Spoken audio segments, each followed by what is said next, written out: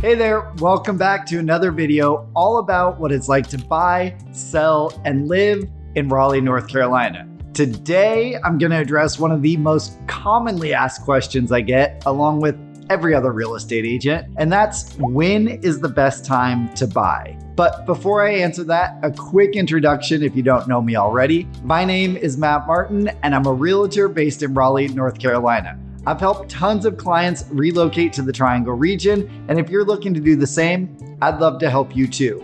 Or if you already live here and are looking to buy or sell, I'm always available to meet over coffee or by phone or text to figure out a plan of action that's right for you. And if you'd like to see more videos like this, please be sure to like, comment, and subscribe right down below. So, when's the best time to buy real estate in and around Raleigh, North Carolina? Well, I hate to break it to you, but there isn't a one-size-fits-all answer to that, and it really depends on your definition of best. Are you looking for the most options, the lowest price, or the least amount of competition? I'm gonna dive down into each of those categories coming up, but one quick disclaimer. All of the trends I'm going to discuss here are based on the last 5 years of data from 2018 to 2023, and are specific to the Triangle region of North Carolina. But we all know that COVID threw the real estate market into total chaos. So I've excluded 2020 and 2021 from the numbers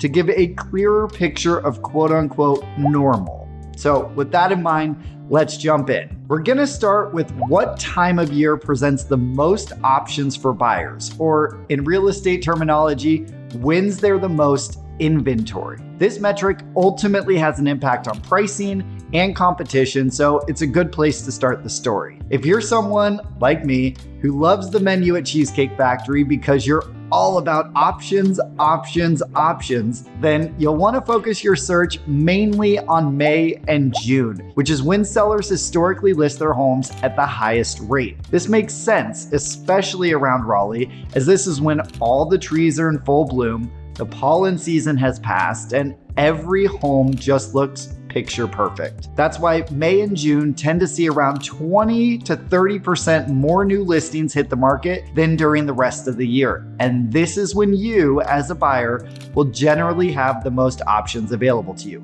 if you can get to them in time. We'll talk about that in a second. But really, inventory starts ramping up in March, it peaks in May or June, and then slows some, but still continues at above average rates until about September. Now, if you're more of a fan of in and out because too many options overwhelm you, can you tell I'm originally from California? Then listings start to fall off in October and reach their valley in December, where we typically see around 50% fewer listings than the yearly average. This makes sense. It's getting cold, people are distracted by the holidays, and their homes are often the centerpiece of the festivities, so you won't find many sellers listing during this time. But for buyers who don't care about optionality, this can be a great time to buy. I'll get to that in the next sections. Next up, we'll look at when the market is the most and least competitive. To answer this, I looked at the percentage of inventory that's under contract in any given month. The implication being that the higher that number is, the higher the demand and the more people there are vying for the available inventory. In other words, more competition. If the thought of fighting multiple other buyers for your dream home makes you cringe, well, you're not alone. Most buyers I work with want to avoid the stress that comes with competitive markets. Offers over ask, high due diligence fees, and sometimes most frustratingly, less time to make one of the biggest financial decisions of your life. If you're in that boat, you'll want to focus your search on November and December. But wait, didn't I just say that's when inventory shrinks? Yep. And this goes back to my comment at the beginning that there isn't one perfect time to buy that checks all the boxes. Just as many sellers start pulling back on listings during the holidays, so too do buyers. The weather's getting colder, and many of us are draining our social calendars and our bank accounts on the holidays. So demand for buying homes really dips during November and December, which makes it the perfect time for those competition-averse buyers to swoop in and get their dream house. But the window of opportunity does not last long. On average, March has the highest percentage of inventory under contract, which makes it the most competitive time of year to buy a home. And that demand really continues through the summer months before trailing off in September. So why is March the peak? Well, answering that starts to bleed into our next category of price, but when demand slows down during the holiday season, many of the homes left on the market in the new year will start to drop their prices to entice buyers. Then around February and March, many buyers start to thaw out from their literal and financial freeze and pick their home search back up again, especially once they see that prices may have come down. The problem is, as I mentioned before, we don't see a big uptick in new listings until the late spring or early summer. So March is the perfect storm of a bunch of buyers coming into the market, but not much inventory to meet their demand, creating a surge in competition. And finally, let's talk about price, which you may have already figured out after the last two categories. We all know that prices have gone up a bunch in the last 5 years. In fact, the median home price across the triangle has increased 50% since January 2018. But most people are surprised to hear that there can be significant price swings, both up and down, within the year,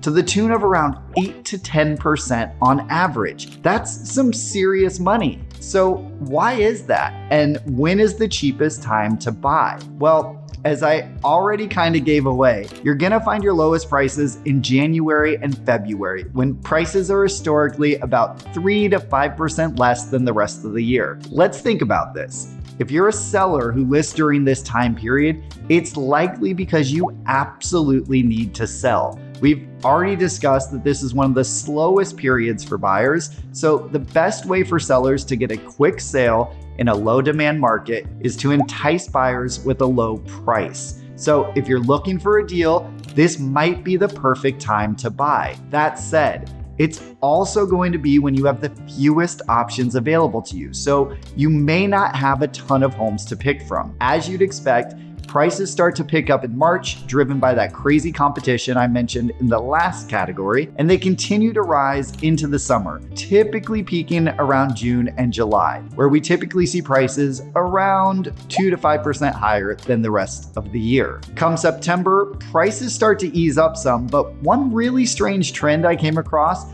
was a price bump again in November, which has happened pretty consistently over the past few years. I can't figure this one out for the life of me, but let me know your theories in the comments below. So let's recap. If you're looking for the most options, you'll want to look in May and June, but know that pricing and competition are going to be higher then. If you want the least amount of competition, November and December are perfect for you, but you won't have as many options available to see, and prices likely still won't have bottomed out. If you're looking for the best prices, those are gonna come in January and February, but your options are going to be limited. That said, there may not be as much competition, though likely more than during the holidays. So as you can see, the answer to the question, when's the best time to buy, really depends on what's important to you. And while different times of the year can bring different market conditions, the real best time to buy is whenever you're ready and able to do so. Once you're in your dream home, it'll be easy to forget about whether you got the best price, had the most options to see, or bought in the least competitive market. You'll just be happy to be home. And the best way to kick off that process of finding your dream home is to get pre-approved so you know exactly how big of a loan you qualify for and what your purchasing power is. I have a great list of lenders I'd be happy to connect you to, so whenever you're ready, give me a call or shoot me a text and I'd love to connect. All my contact information is below.